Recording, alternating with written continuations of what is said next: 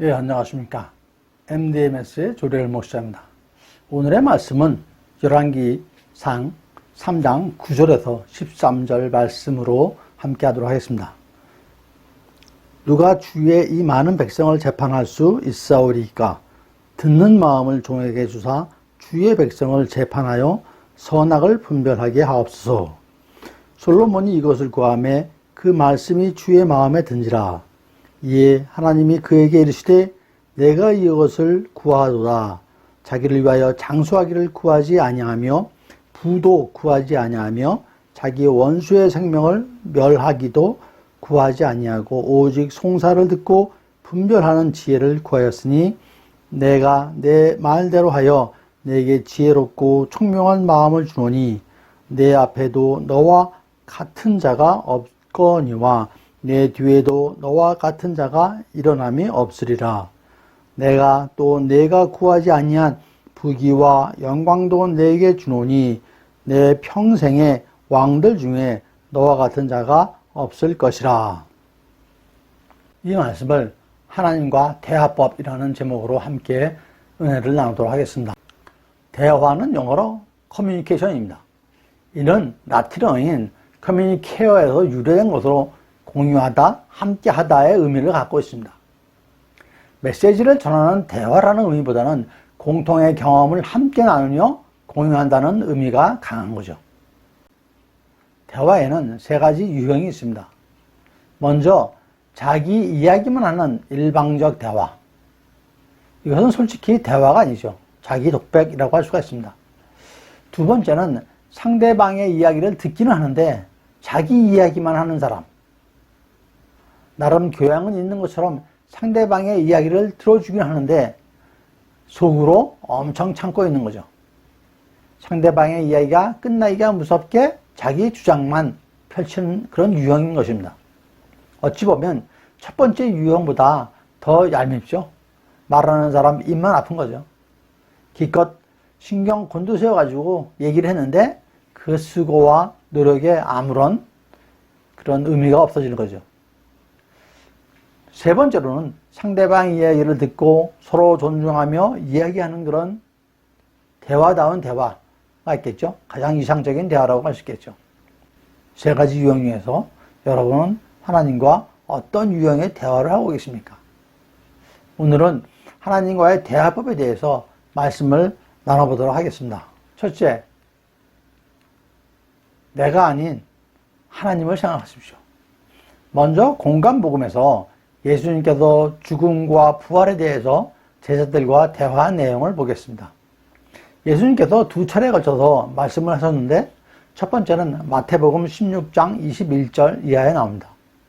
마가복음 8장 31절에도 동일한 내용이 나옵니다. 대화 내용을 요점만 말씀을 드리도록 하겠습니다. 예수님께서 많은 고난을 받고 죽임을 당하고 제3일에 살아나야 할 것을 제자들에게 비로소 나타내시니 이런 규절이 있습니다. 그리고 그에 대해서 베드로가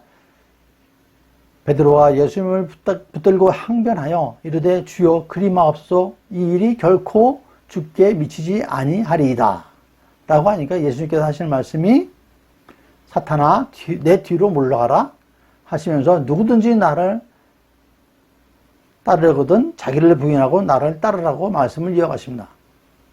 베드로와 제자들은 더 이상 아무 말도 하지를 못하죠. 그리고 예수님께서 죽음과 부활에 대해서 다시 두 번째로 말씀을 하십니다. 그래서 마태복음 17장 21절과 22절 말씀인데요. 갈릴리에 모였을 때 예수께서 제자들에게 이르시되 인자가 장차 사람의 손에 넘겨져 죽임을 당하고 제3일에 살아나리라 하시니까 제자들이 매우 근심하더라 라고 얘기를 합니다.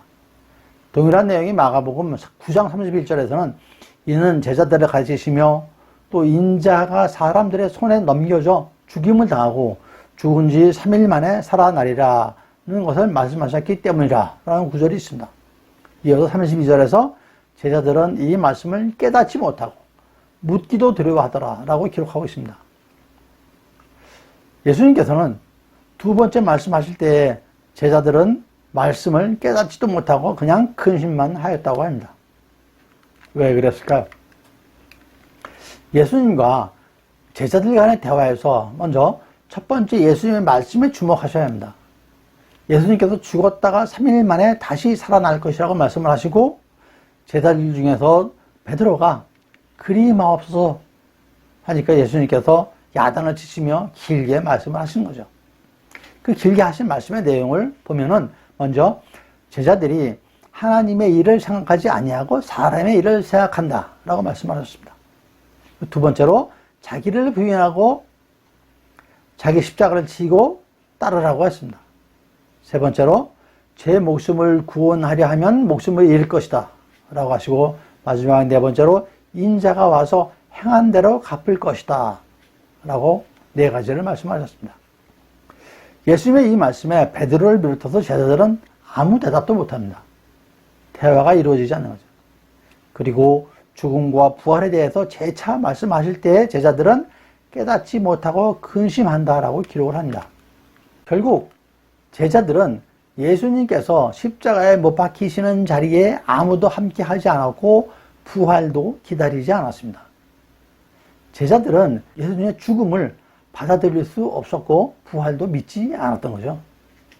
그러니까 예수님께서 야단치시며 길게 하신 말씀도 제자들의 귀에는 전혀 들어오지 않았습니다. 대화는 상대방과 공감하는 것이라고 말씀드렸습니다. 상대방과 공감하기 위해서는 상대방의 입장에 있어야 되는 거죠. 주님과 대화하시려면 나의 관점이 아니라 주님의 관점에서 듣고 보아야 합니다. 그래서 주님께서 말씀하십니다. 나의 하나님의 일을 생각하라고 말씀하시는 거죠. 나와 같이 자기 십자가를 지고 따르라고 하십니다. 자기의 목숨을 구하려고 애쓰지 말고 다른 사람의 목숨을 구하라고 하십니다. 복음 전파를 통한 구원의 사명을 주시는 것입니다. 이것이 하나님의 일인 것입니다. 두 번째로 하나님께 고집 부리지 마시고 솔직하십시오. 대화 중에도 타협과 협상이 있습니다.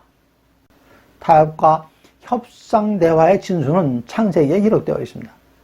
소돔과 고모라의 죄악이 심해서 하나님께서 확인하려 하시니까 아브라함이 하는 얘기, 주께서 의인을 악인과 함께 멸하시려 하시나이까 하면서 의인 50명에서 시작해서 30명, 10명이라도 멸하지 않으시겠다는 대화로 이어집니다.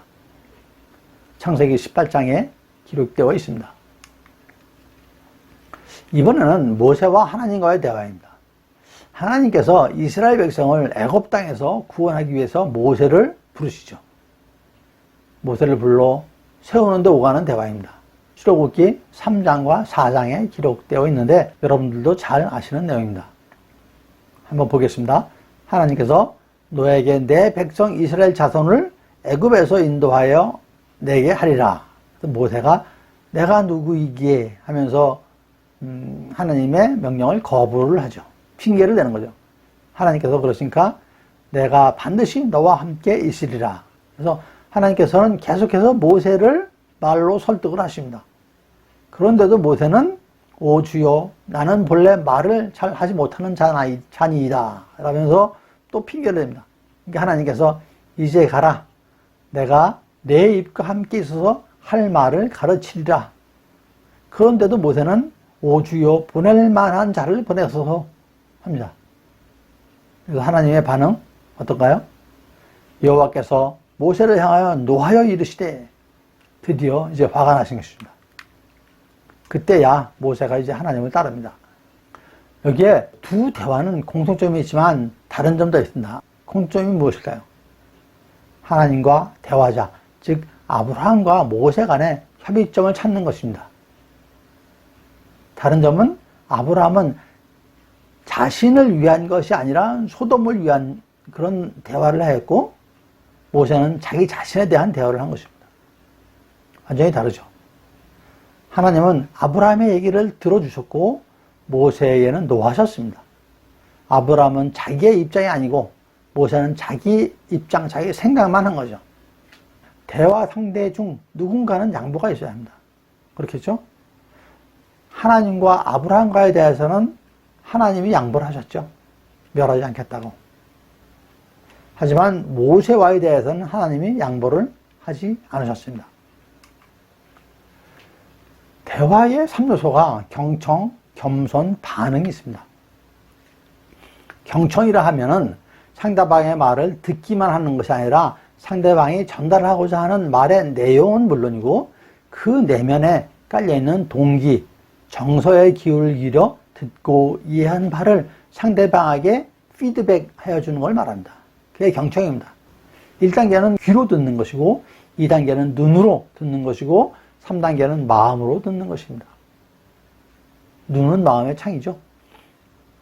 내 욕심, 내 고집을 부리면 상대방의 말이 귀에, 마음에 들어오지 않습니다.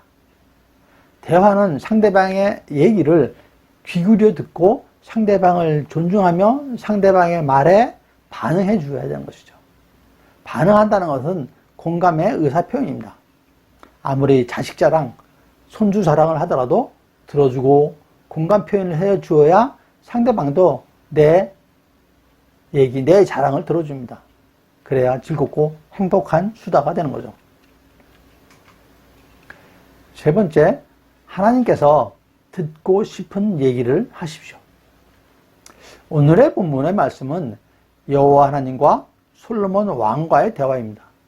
솔로몬에 대해서 3장 3절에서 솔로몬이 여호와를 사랑하고 그의 아버지 다윗의 법도를 행하였으나 산당에서 제사하여 분향하더라 라고 되어 있습니다. 그리고 솔로몬이 기브온에 있는 산당에 가서 1000번제를 드립니다. 그랬더니 꿈에 여호와께서 솔로몬에게 나타나서 말씀하시기를 내가 내게 무엇을 줄고 너는 구하라 라고 하시는 것입니다. 여기서 하나님과 솔로몬의 대화를 주요 내용만 한번 보도록 하겠습니다. 하나님께서 내가 내게 무엇을 줄고 너는 구하라. 이에 솔로몬이 한 대답입니다. 열왕기상 3장 9절에는 듣는 마음을 종에게 주사 주의 백성을 재판을 하여 선악을 분별하게 하옵소서라고 요청을 했고 역대하 1장 10절에는 이렇게 기록되어 있습니다. 주는 이제 내게 지혜와 지식을 주사 이 백성 앞에서 출입하게 하옵소서. 이렇게 많은 주의 백성을 누가 능히 재판하리이까 하니 이렇게 기록되어 있습니다. 여기서 주의 마음에 든지라 라고 하나님의 마음을 기록을 합니다. 그런 하나님께서 솔로몬을 축복합니다. 그런 솔로몬의 대답에 성경은 어떻게 기록하냐면은 주의 마음에 든지라 라고 기록을 하고 있습니다. 그리고 하나님께서 솔로몬을 축복을 하십니다. 축복의 내역을 보도록 할까요? 하나님께서 내가 장수를 구하지 아니하며 부도 구하지 아니하며 자기의 원수의 생명을 멸하기도 구하지 아니하고 오직 송사를 듣고 분별하는 지혜를 구하였으니 내가 내 말대로 하여 내게 지혜롭고 총명한 마음을 주노니 라고 말씀하십니다.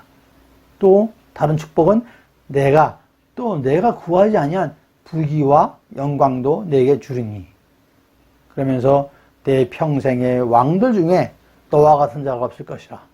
내 길로 행하며 내 법도와 명령을 지키면 내가 또 내 날을 길게 하리라 라고 하십니다. 얼마나 아름다운 대화 내용입니까? 앞에서 말씀드린 대화의 세 가지 유형 중에서 가장 이상적인 대화 유형일 것입니다. 솔로몬은 자신의 욕구와 욕망을 채우려 하지 않았습니다. 그런 마음이 하나님의 마음에 드신 것입니다. 아가페 한글 개역 성경에서는 주의 마음에 맞은지라 라고 번역하였습니다. 또 두란노의 우리말 비전 성경에서는 주께서 기뻐하셨습니다 라고 번역되어 있습니다. 여러분, 주님과 대화하실 때 주님과 공감할 수 있는 말이 무엇인지 구하십시오. 주님의 마음에 맞는 말이 무엇인지, 주님의 마음에 드는 말이 무엇인지 구하십시오. 주님을 기쁘게 하는 말이 무엇인지 구하고 대화를 하십시오. 그것은 나의 정욕을 채우는 나의 배를 부르게 하는 것이 아닐 것입니다. 주님께서 흐뭇해하시고 주님께서 반대소하실 말씀이 무엇인지 구하십시오. 상대방의 뜻을 헤아리는 얘기를 하면 서로 한 마음, 열린 마음이 되고 공감이 형성이 됩니다. 내 욕심을 버리고 긍휼의 마음으로 내 고집을 부리지 말고 진솔하게 가식과 거짓 없는 대화를 하십시오. 주님께서 만배의 축복을 더하여 주실 것입니다. 하나님과 합한 대화, 하나님과 합한 기도, 하나님의 마음을 알고 하나님의 뜻대로 하는 기도로 만배의 축복을 받으시는 저와 여러분 모두가 되시기를 축원드립니다. 감사합니다. MD 데이비스의 조엘 목사였습니다.